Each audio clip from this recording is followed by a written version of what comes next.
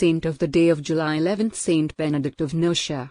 The search for God as man's first goal and the Benedictine monasteries that have sprung up in every corner of Europe bear witness to the greatness of the work of Saint Benedict, 480–547, who with his life glorified the Creator and made a fundamental contribution to the formation of European civilization. For this reason, on the 24th of October 1964, consecrating the church of the Abbey of Monte Cassino, rebuilt after the bombings, Paul V proclaimed him patron saint of Europe. And he reminded the whole of the old continent, in the century of the two world wars and atheistic totalitarianism, Nazism and communism, that Benedictine history touches the existence and entity of this old and still vital society of ours, but today so much in need of, drawing new sap from its roots, from where it drew its vigor and its splendor, the Christian roots, which Saint Benedict gave so much for and nourished with his spirit. Benedict, brother of Saint Scholastica, was born in Nursia around 480, in the midst of the year marked by the barbarian invasions and the fall of the Western Roman Empire. He was a descendant of the noble gens Anisha, the same to whom Pope Gregory the Great, 540–604, belonged, who drew on the information of 4 disciples of the saint to write a famous life, contained in Book 2 of his Dialogues.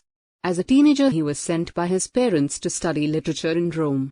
But the discovery of the dissolute life led by many young people, combined with the dangers for the soul that he found in part of worldly knowledge, soon convinced him to leave the city in search of a solitary place, where he could be in meditation with God.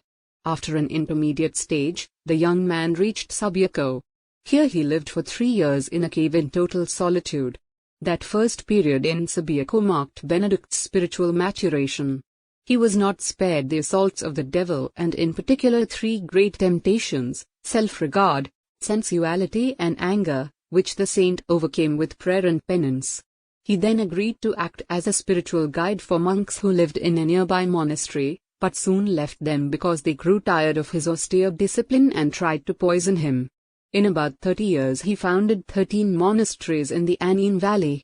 Then came 529, a crucial year in the history of Western monasticism, because the saint settled in Cassino and decided this time to build the monastery in a clearly visible place, on top of the mountain.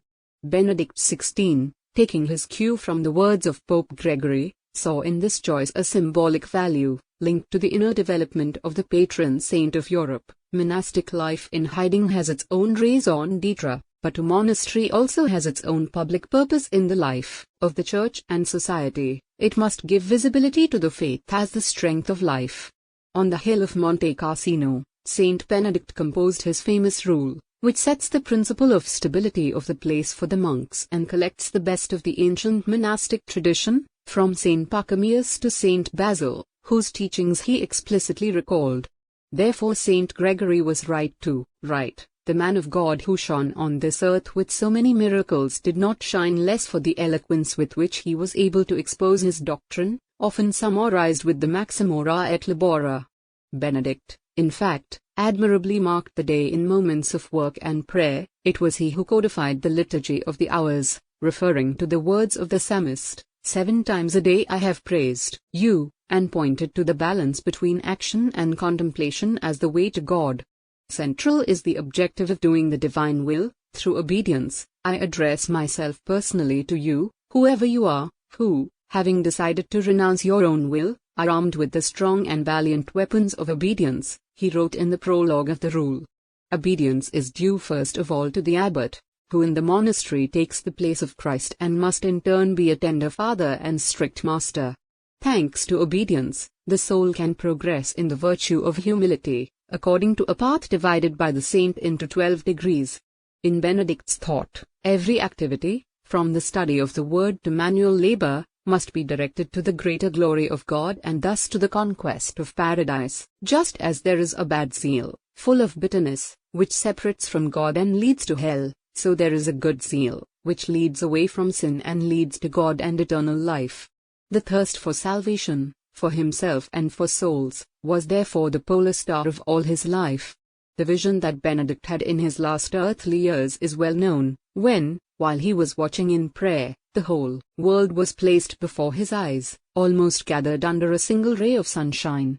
Pope Gregory commented, "The whole world is said to have gathered before him, not because heaven and earth had shrunk, but because the spirit of the visionary had expanded, so that, enraptured in God, he could without difficulty contemplate what lies beneath God."